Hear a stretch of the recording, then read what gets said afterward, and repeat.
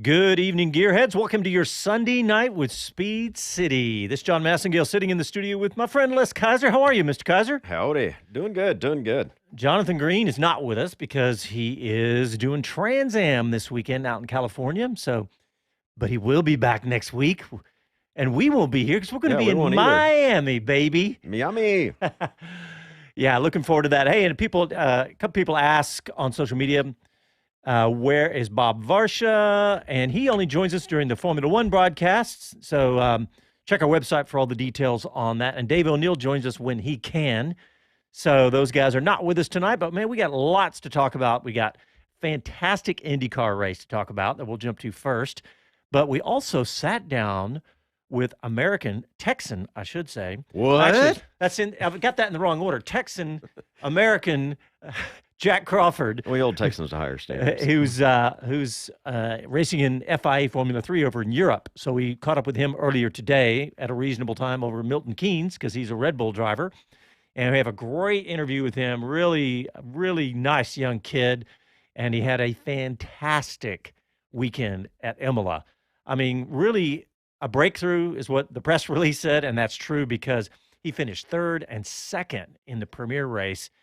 And now is only 4 points off the lead in the championship in Formula 3.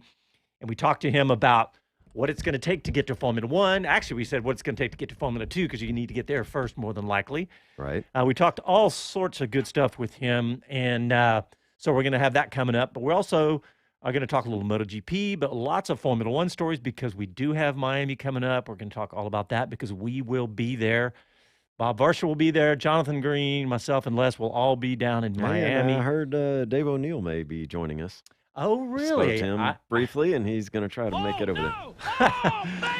Yeah. And, of course, we'll have Chris Medlin. That's right. Chris will be joining us. Getting the band back together, man. Exactly. Yeah, let's jump into IndyCar because I just got through watching it. I was all fired up about that. Pato O'Ward, who had a frustrating start to the year, here at Barber Motorsports Park. He's going to win again, but for the first time here, Pato O'Ward. Checker flag, baby. Nice drive. Excellent job. Well deserved. He wins at Barber Motorsports Park to keep Chevrolet's amazing run going. Man, this was a great race to watch. I love Barber. I mean, it feels it's weird. I was watching all the Imola stuff recently. We did Jonathan Green's breakdown of Imola, and we put that to video, threw it up on YouTube, and lots of cool shots of an old school track. And Barber kind of looks like that in some of the spots, but it's a big flowing track.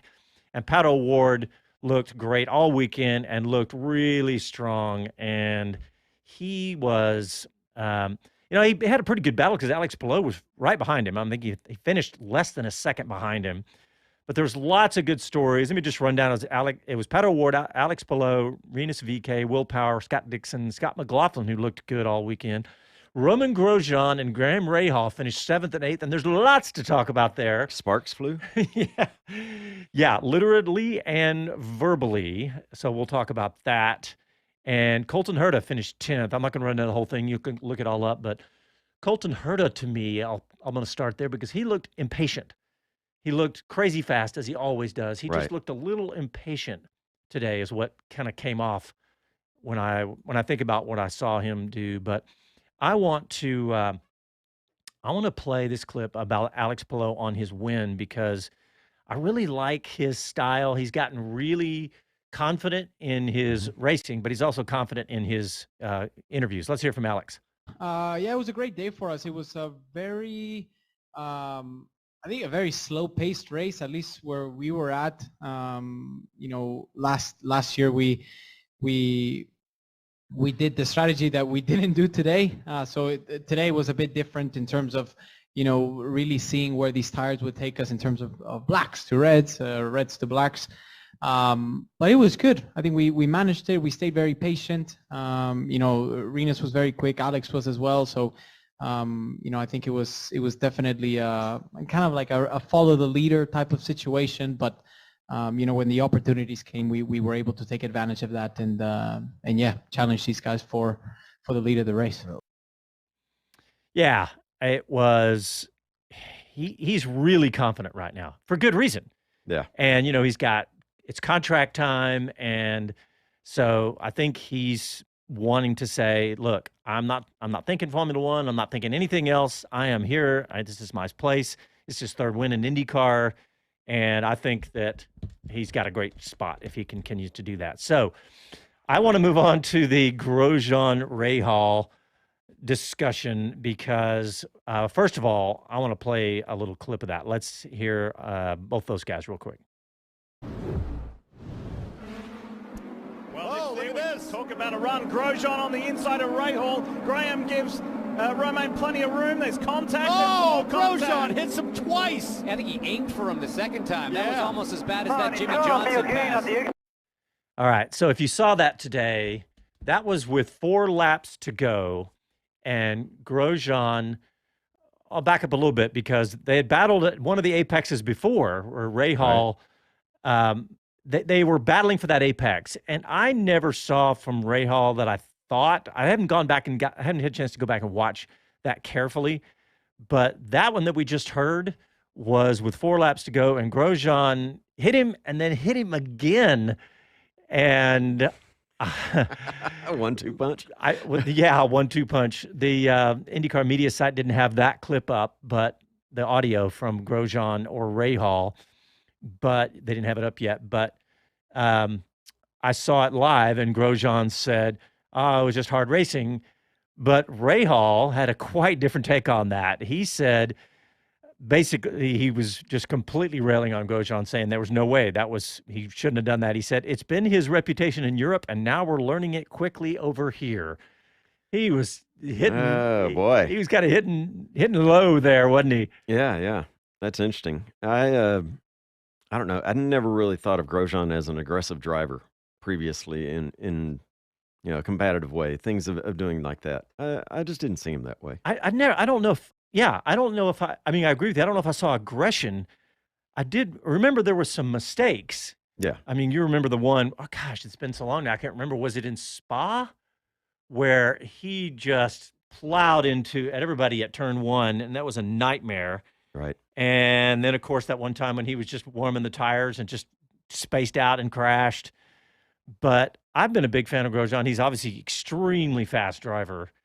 But if I had to choose in this battle, I would say that Rahal's right. But what was interesting, they showed Rahal and Alexander Rossi right after the race, still on, and Rahal was going, he was motioning like he was getting hit, and I think that Rahal even referred to something that Alexander Rossi said, because he was talking about that reputation and saying something like, "Oh, can't teach an old dog new tricks."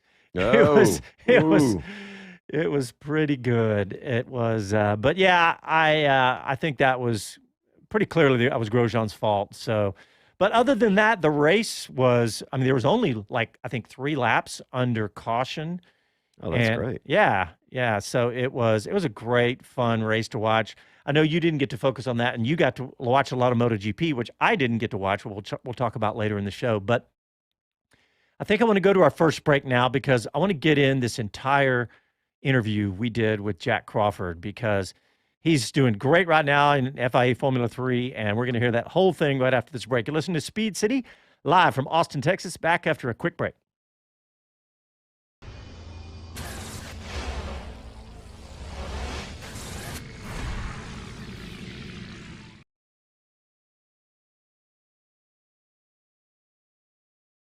Hi, this is Karun Chandok, and you're listening to Speed City. Welcome back to the fastest hour in radio, Speed City. All right, everybody, we're excited because we have an American who's doing great in FIA Formula 3 over in Europe. They got a 15-race calendar, and they've actually had 2 weekends and 4 races. And our guest that we interviewed this morning, Jak Crawford, is now sitting 4th in the points, but only 4 points out. And so let's hear this interview we did with Jak earlier today. Fans, we're very excited for our next guest because we have Jak Crawford, a 16-year-old Texan from just down the road a piece from here in Austin. And Jak, we're very excited to have you. Welcome to Speed City. Hi, thanks for having me. Hey, last time we talked to you, I guess it was about a year ago, you had already started the FIA F3 season that you were in the middle of last year. And it was, you had a slow start, ended up having a pretty good end of the year. But this year, you just came through a breakthrough weekend and sitting fourth in the championship, only 4 points off. Congratulations. Yeah, thanks. Was this past weekend it was in Imola, and I finished third in the sprint race, second in the feature race. Was a really strong result. I'm with a new team this year with Prima Racing. They're a very good team with lots of history. So it's looking forward to be a good year. So. Hey, so one of the things that it might be a little confusing. We see you as Red Bull, we see you as Prima. Can you explain that relationship? Yeah, so basically we have the team, which is Prima, and then the sponsorship or the junior team, which is Red Bull, which is I don't want to say managing isn't the right word, but aligning us with the teams. In the past, Prima has been a lot with Ferrari Driver Academy. You haven't seen a lot of Red Bull drivers at Prima, but over the past 2 years, there's been there was Dennis Hauger last year in F3, and now in F2 as well. They have 2 Red Bull juniors, so it's quite cool now. You get to see the Red Bull drivers and the Ferrari drivers on the same team. So. Hey, Jack, I got to ask you about last weekend at Imola. Like we said, a breakthrough weekend. You finished on the podium twice, finished third, finished second. In fact, if you'd had another lap or two, you might have won that race. I just watched the highlights of that again. But what does this do for your confidence right now? I mean, last year you ended on a high note. Here you're only 4 races in out of 15, and you're already doing fantastic and right outside the top 3 of the championship. What does this do for your confidence? Yeah, it's a huge confidence booster. I mean, especially in Bahrain, I had an issue with the engine in qualifying, so I didn't really know where I stacked up in qualifying pace, and as a team we struggled in qualifying, so qualifying third and then going on in the races to get 2 podiums was, I think, a huge confidence booster, I think, for the team and myself. We know we can be up there and fighting for wins and podiums now. Like we knew, we just, in the first round, it was difficult to say. So, going into the rest of the season, super confident for sure. So, Jack, I've got to ask you about you went through this last year, of course, but racing at these Formula One events, racing in Imola, we got to see all the action at Imola on F1. And how is that? I mean, you're a 16-year-old kid, although I know you're about to be 17. What, tomorrow? Tomorrow, yeah, tomorrow. Happy birthday. Happy birthday. But, you're 16 years old and you're racing in the same paddock as these Formula One drivers, the greatest drivers in the planet. I mean, that's got to be just surreal. Yeah, it is pretty cool. Just being at the track, it's a really cool atmosphere. I mean, every time in Italy, every time the Ferraris were passing by, you'd hear a big cheer from the crowd, and it was kind of cool. And as well with the getting on the podium and having to do the press conferences, it's in the F1 paddock, so you always walk through the F1 paddock after that. So it's kind of cool to go through there and see all the different teams and different people. And I was walking back from the press conference of race 1 in the F1 paddock, and I saw Dr. Helmut Marko. So I got to say hi to him, and he said, "Good job." So pretty cool. So. Well, Jack, that's got to be just wicked. Marko, being around the Red Bull life there, that's recognition at the top. Yeah, well, Jack, I say being these guys are the greatest drivers in the world, but you're on that list now. I mean, you're moving up. You're in FIA F3, and you really are on that list of the best drivers in the world, and you're starting to show it. and you said you've got this confidence boost, but you're 4 races in out of 15. And why don't you talk about what your expectations are for this year? Yeah, obviously it's a very long season still to go. I mean, we still have 7 weekends, 14 races total, I think. So it's gonna be still a long ways to go. Obviously I'm sitting in a good position in championship right now, and I think I'm just gonna be looking to take it race by race, because you don't want to get your expectations too high that and you don't want to get them too low as well. So I think just take it race by race. Next race weekend I'll just be looking to do best I can. So you've absolutely already been trending well. How do you keep this? How do you mentally stay in check? Physical is pretty easy, that you keep doing what you did, but mentally, how do you not get overwhelmed by your own success so far this year and derail yourself? Yeah, it is tough mentally. It's more tough when you have bad results, because when the confidence isn't high, usually you don't drive as good because you want to be a little bit cautious. But yeah, it is tough mentally. And after the first race in Bahrain, I was I wouldn't say panicked, but I don't think I was too well. We had the tests after the first round, which I think I was able to improve on what I needed to work on, and I got myself to a good state where I was confident again. So yeah, and then after the race in Imola, obviously feeling quite well again. So yeah, it is very difficult to manage.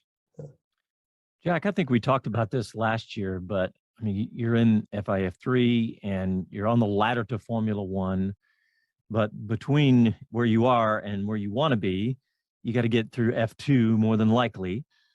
Where do you think you need to finish this year to make a move to F2 next year?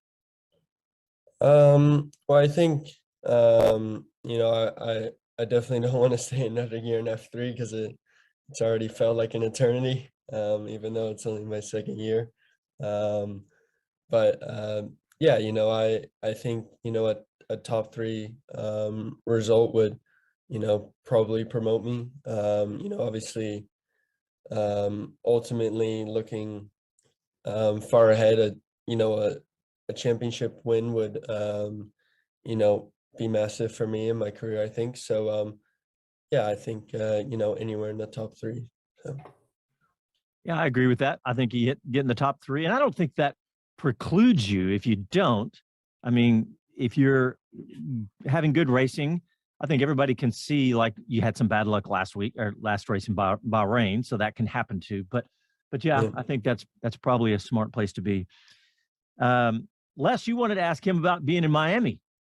Miami. Hey, I know, I'm sure you've been there before, but in fact, where are you right now? When do you get to Miami? And tell us about your guest of Red Bull. You're a special dignitary this weekend.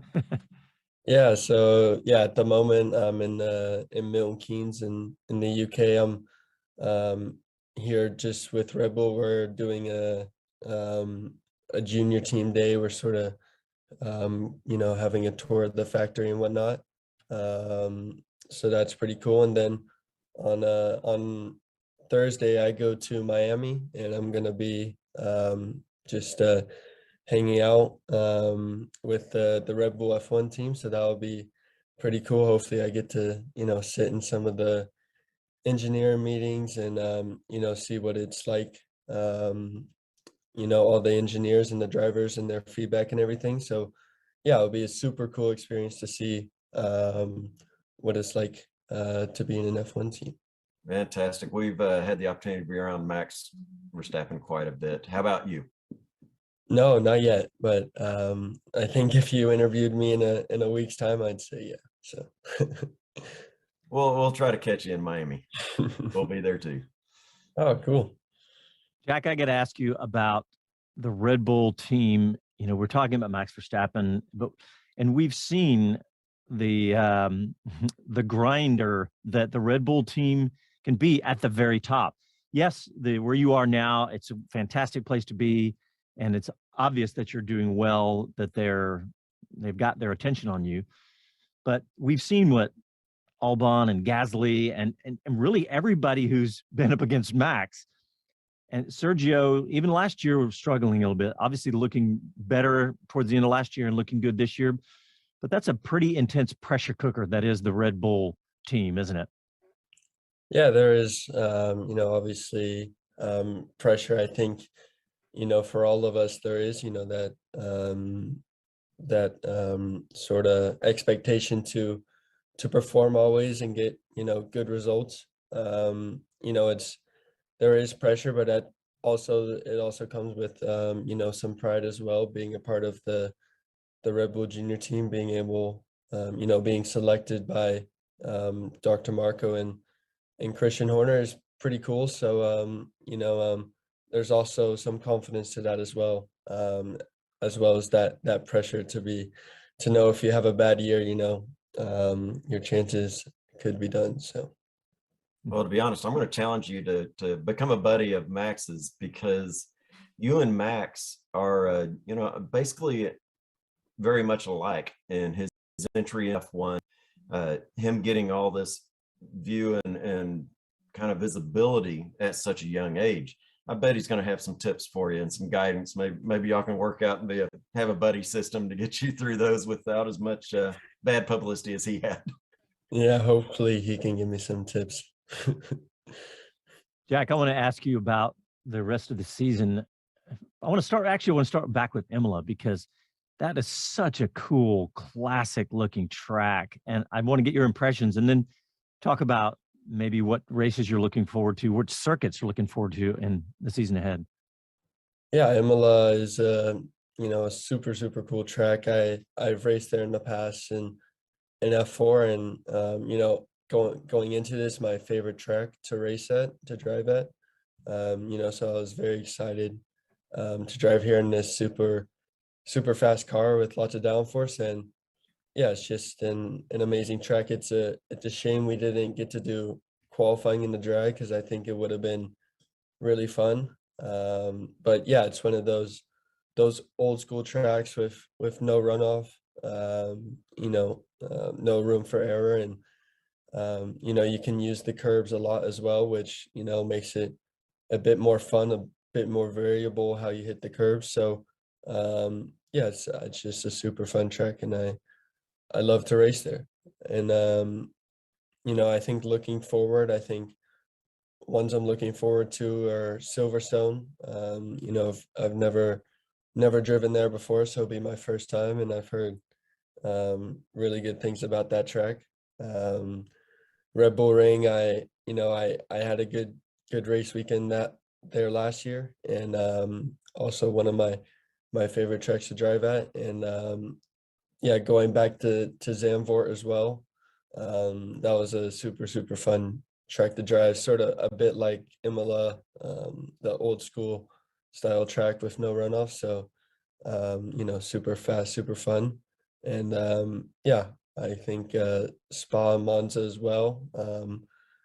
I guess I'm looking forward to all the rounds, but Spa, we didn't drive in the dry last year, it was super wet. So hopefully we get to drive in the dry. And then Monza as well, I've never raced there before, so will also be cool to go there. So. And that sounds like a complete bucket list of circuits, doesn't it, when you say them all out loud like that? For a kid from Texas, that's all right. Jack, I got to ask you one question. You mentioned Zandvoort. I was there when Max went there in a Prix kind of publicity tour, and it was so much fun being there amongst that crowd and everything. But everybody was excited for the banked curve, and it wasn't there yet, but ultimately it was there by the time the race came around. Tell us what that's like, because that is a total different perspective, and apparently the only banked curve to that degree on any of the calendars. Yeah, we was the first time we had any corner like that, or any corner I've raced on, or any track I've raced on with the corner like that. So going into it, I mean, I had some testing experience in F4 in 2020 on the new track. So in 2021, the turn 3 banking, I sort of knew like the outside would be quickest. I sort of discovered it in F4, like, you know, carrying the momentum on the outside. And yeah, when I got there for the free practice, it turned out to be the quickest, and was super weird, you know, seeing everyone, you know, be so far off the apex. But you know, it was also kind of cool, because you could also take a little bit lower line if you're trying to overtake. So that was, you know, quite cool. And as well, you know, physically it was a bit demanding because you know, no power steering in the F3, F2, and was quite difficult on the arms, especially the long corner where you have so much, you know, compression in the baking. So Jack, I've got one final question for you. I want to ask you, with the resurgence of Formula One right now, and the old saying, rising tide lifts all boats, subsequently F2, F3, you can watch all these races on yeah. ESPN. But with the rising interest in the United States, especially after the Netflix effect and all that, the Americans are now looking for an American driver to move into that spotlight. And how amazing would that be if that were Jak Crawford? Yeah, it would be pretty amazing, obviously. You know, I don't want to put any pressure on myself, but you know, it is pretty cool. I've talked to, you know, a couple people, and you know, all the you know, America's really growing in F1 terms. You know, F1 is coming in America, so growing quite fast with obviously Liberty Media and F1 Drives to Survive, and now next year 3 races in the US. So yeah, it's you know, coming fast, and I think it's a good market for me. It's a good time for me to go into F1. So And Jack, you know, congrats, best wishes. But before we close out, I got to ask you about the Fast Friends program that you've started us. Introduce our audience to the Fast Friends program. yeah, Fast Friends was a charity me and my mom set up, or my mom helped me. We use money I got from racing rewards to buy a 2-seater go-kart, and you know, I drove you know, kids around in that 2-seater go-kart. So that was quite cool, and we raised some money with that. So yeah, that was quite cool. I haven't been able to do it in a while because I've been so busy and in Europe, but you know, hopefully when I get back soon, I'll be able to you know, start it up again.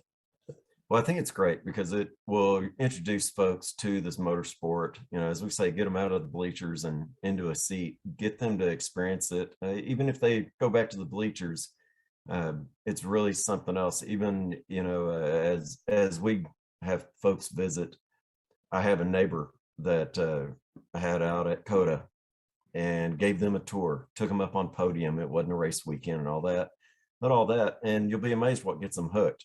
They started watching the races at COTA because they wanted to show people where they stood. And now they're a racing fan and they're following Formula One all around.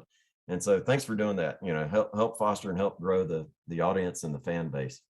Yeah, it was a super fun time meeting all the kids, and it was super fun to see you know, all their reactions when I was taking them around. So All right, Gearheads, we are going to go straight to break. And when we come back, we're going to talk about the Miami Grand Prix coming up next weekend. You're listening to Speed City. Back after these messages.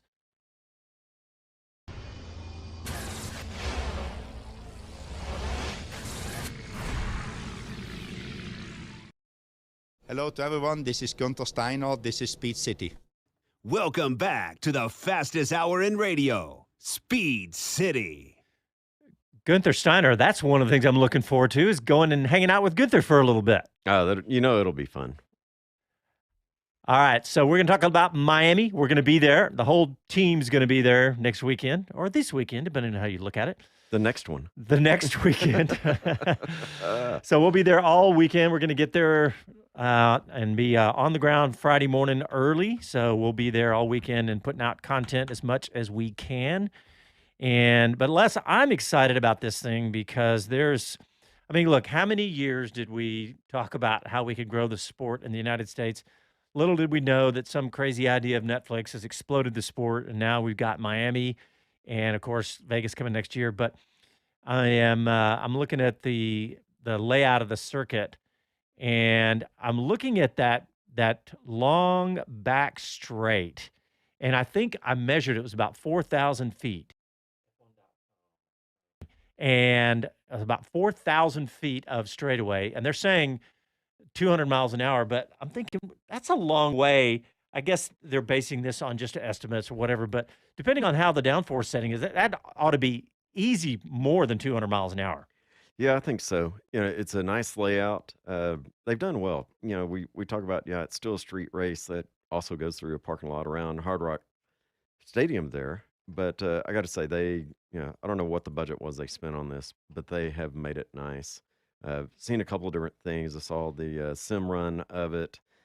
Saw a guy that pirated a drone around it. And I say pirate because I'm pretty sure it was not official. But, it looks interesting. One of the things that I think is we've talked about getting it there, but do you realize this is the 11th place that Formula One has had a race in the U.S.?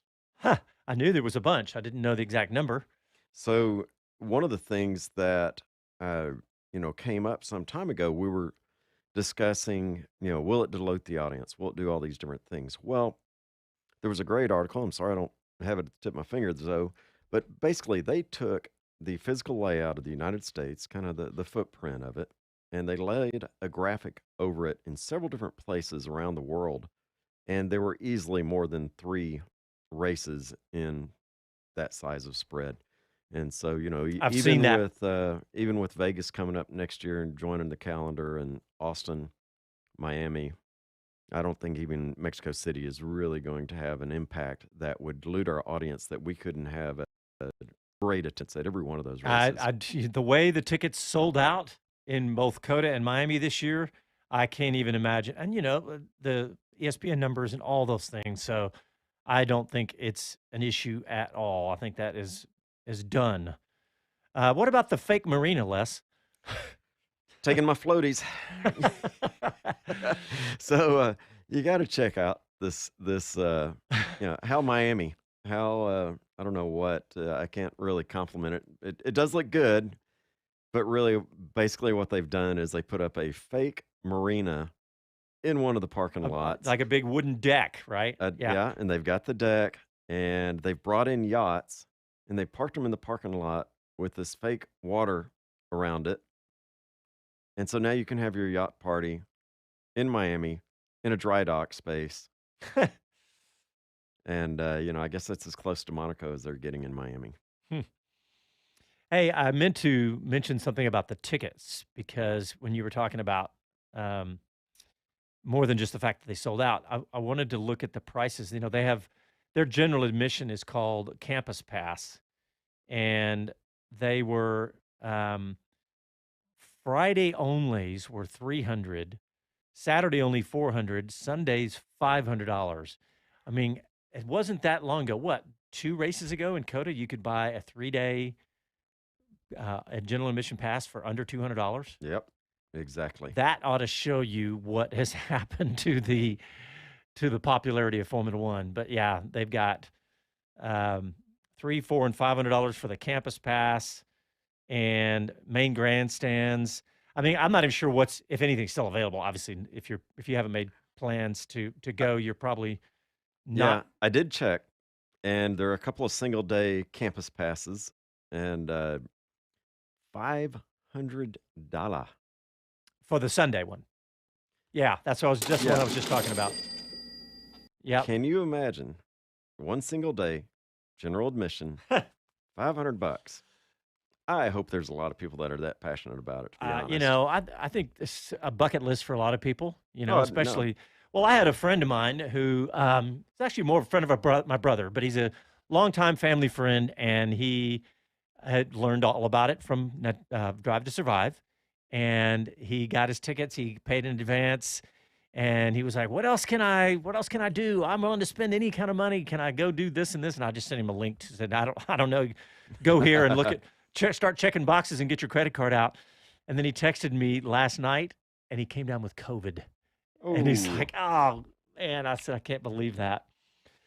But Miami's going to be great for all those reasons. But I also want to talk about the racing in Miami, because there's several teams, I think Mercedes being the most prize profile, that's saying they're going to bring upgrades to Miami. That ought to be interesting.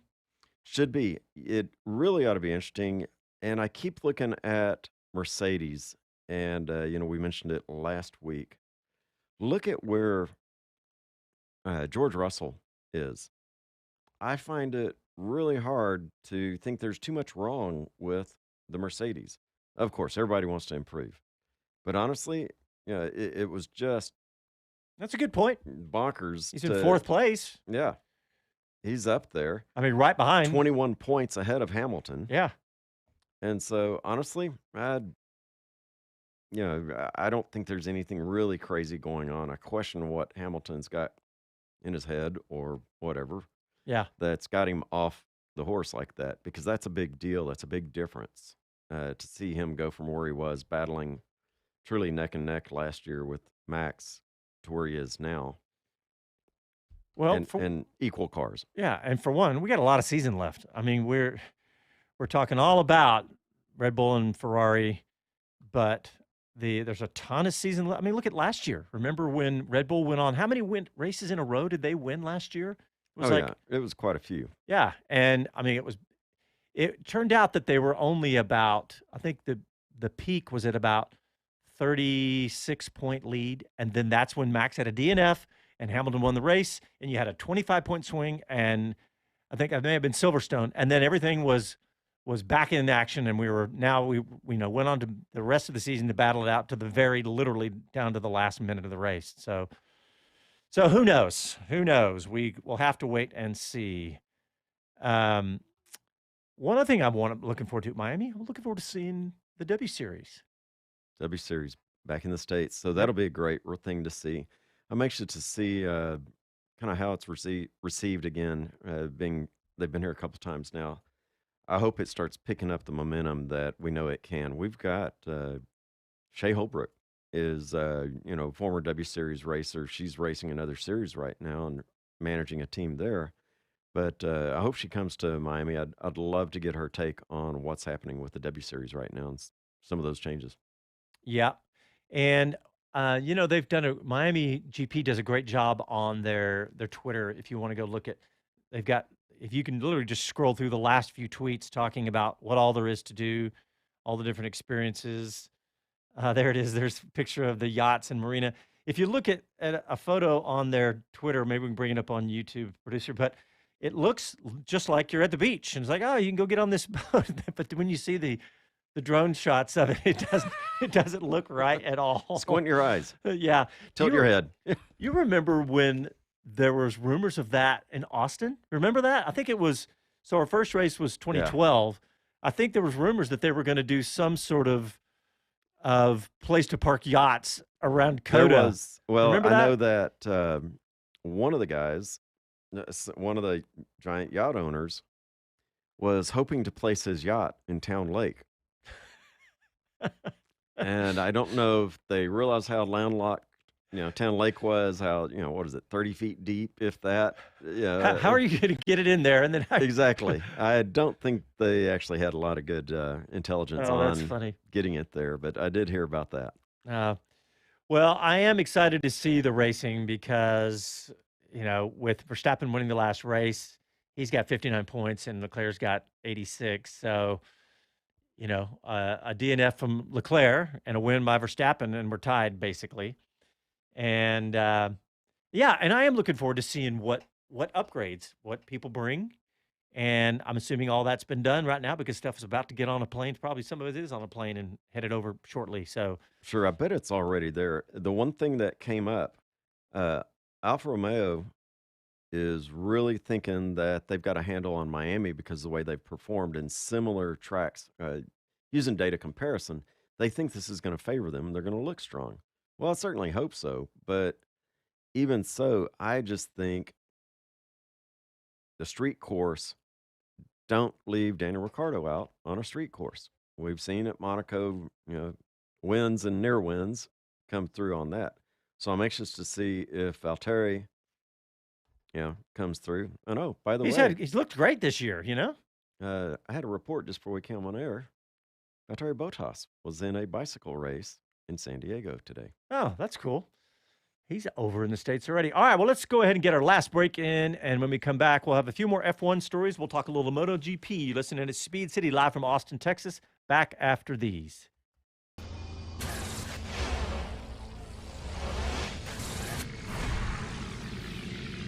Hey, this is Kurt Busch. You're listening to Speed City Radio. Welcome back to the fastest hour in radio, Speed City. All right, welcome back. We have a caller on the line. We have James. Hey, James, how are you? Good. How are you guys? Good. Where are you calling from? Austin. Austin. Well, wait a minute. This is Corner Marshal James. Huh. Hey, how's it going, James? Good. How are you guys? Doing good. Good. What's on your mind? Oh, I just wanted to talk a little about MotoGP when it came through here, and maybe some IndyCar. Well, sure. What'd you think of MotoGP? Oh, it was good fun. I was marshal at turn 17, and we had lots of action on Saturday, especially. Had 4 bikes go off on just Saturday. Wow. And that was there were a lot of things. Those bikes are dealing with the new surface and everything since they had been here. There were lots of good feedback that they had provided us, that it was smoother, transitions were actually smooth, but still the texture, it was bedding in with the new rubber. Yeah, we actually had one bike go off and then another one right after them. So we had to keep our heads up for that. I'm not sure if that was target fixation or a bump that got them both. You don't really see too many bumps out there. Yeah, the resurface that they did, I know they said it estimated in the last couple of years it was, 85% or something. But I know that, that is a huge investment. And I know there's still a handful of people saying there was some spots even in the resurfaced area that weren't perfect. But I know that it was a huge deal for Coda to do that. Well, you said IndyCar too, James? Yeah, I was watching the race today. Yeah, what'd you think? It was good fun. I was pulling for Scott McLaughlin, having my New Zealand background that I have that doesn't come through with my accent very much. I can try to put it on. But yeah, that was fun. Seeing him and Scott Dixon battle it out was pretty cool. Yeah. McLaughlin looked good though, doesn't he? He did, yeah. I think he's third in points, only 4 behind the leader now. So. Yeah, he's up there. Yep. Yeah. So, and he actually won the, not that they advertised it, but the iRacing season they had. Huh. Oh, you're a thick into that, I know. Have you raced against any of these guys yet? No, I have not. I see a name that I think I recognize sometimes. Well, I think I just seen them in the previous races. No, those guys do that. Like we had Connor Daly on last year, and he was talking about during the pandemic, and he was talking about that he'll just race anybody, and they'll just jump on and he'll race them. Yeah, that's great. Yeah, I'm actually having to take a little break right now because my braking foot had surgery. But I might try some adaptive controls, see how that goes. Or maybe switch over to drag racing. They do this thing at Sonoma every once in a while where they'll do a drag race and our racing. It sounds fun. I got to check that out. I have to come check that out sometime. Yeah. Well, James, thanks for calling in. Appreciate you listening. And we'll talk to you soon. And good luck with that foot. No worries. Yeah. Yeah, thanks. All right, speaking of MotoGP, let's talk a little MotoGP. I didn't get to see it, Les. I had kid things, and I watched IndyCar and did some Formula One stuff. But yeah, absolutely. So I caught some of MotoGP. I did not see the whole thing, but I'll tell you the one thing that's keeping me excited about this is the way the standings and the way the races are finishing. I mean, so get this. Perfect example today. Bagnaia is first place on a Ducati. Quartararo on a Yamaha is second. Elise Espargo on Aprilia is third. Honda, fourth. Finally, we get a repeat brand, Ducati at fifth. Wow, that's cool. And so we've been seeing that pretty regularly with this, and I absolutely love how jumbled up anything will go on. Now, if you don't have all day to, catch all the races that we try to catch, check out, the last 5 or 10 laps. You're going to see a great battle with Bagnaia and Quartararo in that. You'll also see Marquez do one of his famous elbow saves, falling off, just about falling off the bike, pushing back up and getting back on two through the course. That actually cost him a few spots. He would have been further up, but he still wound up fourth place. So, yeah, this is something else. Still, great season shaping up. I'm just ecstatic for the combination. Nobody's running away with it. It's not always one rider. It's definitely been jumbled up. Jorge Martin that we saw here that was doing so well did not have another good weekend. He's got to get his act together and figure out a way to stay on the horse and keep it on the trail because it is not happening right now, and he's floating back. Sorry, Aunt Susan. How's Marquez doing health-wise? Marquez seems to be doing all right. Like I said, he was up battling for the front pack, thick into it. He did start to go off. He saved it through a curve, using his elbow again, getting up. And, that's a pretty demanding maneuver of anybody, much less a Marquez that's been injured and is getting back in. Because he had essentially, what was it, double vision? Yeah. And so, I take it that his vision's back, but just the strength that I know that he was battling with as well. Yeah, I that's think true. he's in good shape. Yeah, what else today in MotoGP? Anything else? I got a couple of more Formula One things. Jack Miller, still one of my favorites. He wound up in fifth, a little ways off the podium, but I just thoroughly enjoy watching Jack Miller ride. Oh, yeah. And he's one of the most popular, isn't he? Yeah, he's fun in the paddock. But looking further back, a couple of names called out. Brad Binder on his KTM back in 10th. Alex Marquez still chasing his big brother, was 13th today. Maverick Vinales is Aprilia back in 14th. I'm disappointed in that. I really liked how strong Maverick had looked over the past couple of years, and I don't think it's age, but I don't think I can really appraise what's going on with him yet. Well, we shall see. Formula One. So, like I said, we're going to be in Miami, and the whole gang is going to be there. Looking forward to, we get to work with Bob Varsha, but it's always over Zoom because we're here in the studio here in Austin, and Bob's just joins us over Zoom from his place in Atlanta. But he's going to be there with us. We're going to be there all weekend, and we are going to be putting out content on all of our social media. We'll try to throw things up on YouTube as well, as much as we can. We don't have video rights. We got radio rights, so we're going to be limited on a lot of that. But we're going to be down there. And, of course, like you mentioned at the top of the show, Chris Medlin will be working with us next weekend. And we're going to try to get interviews with virtually somebody from every team like we do here in Austin. So we're looking forward to that. But, of course, Haas. And, of course, Haas F1. We've really befriended those guys. And it's great to have Magnussen back. Yeah. And so hopefully we'll sit down with him and we'll get all that scheduled. And of course, to find out, we do the pre and post race show, and we do those on national radio. If you go to our website, speedcitybroadcast.com, you can find out exactly how to listen. And we're going to have limited coverage on YouTube because of the video rights. We don't have video rights. So we're going to try to still have our pre and post race show on YouTube and Facebook, and probably with just like a still image or two. So we're going to have that coverage as well. But you can, of course, listen on national radio on the usual spot. So go to our website to check that out.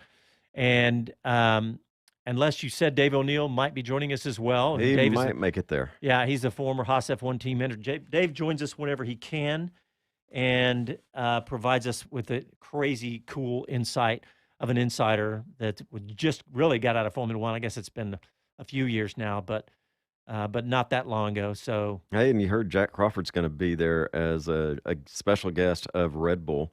Yep. And so we'll try to catch up with him and see if we can't take him over towards the mics as well. Yeah, and I'm sure the Fittipaldi boys will be there, being that's their their hometown, home state for sure. Did they grow up in Miami? Yeah, I think they were. I think they did too. Yep. So, and because being with Pietro being the Haas reserve driver, he'll be there. But I think both Fittipaldi brothers will be there as well. So we'll catch up with a lot of American connections. That's right. And in fact, Miami is pulling all the stops out. 3 ambassadors for this race: Andretti, Fittipaldi, and Montoya. So that's cool. This is going to be another big convergence, like it was in 2012, of so many of the F1 drivers from the past coming in for this, because it's going to be a big splash. I can't see what Miami's going to be like. I think it's going to be even bigger. Yep. All right. Well, thanks everybody for tuning in, and follow us on social media. We put out lots of content there, and of course, our website, speedcitybroadcast.com. Thanks everybody, and we will talk to you from Miami next weekend. Ciao, y'all.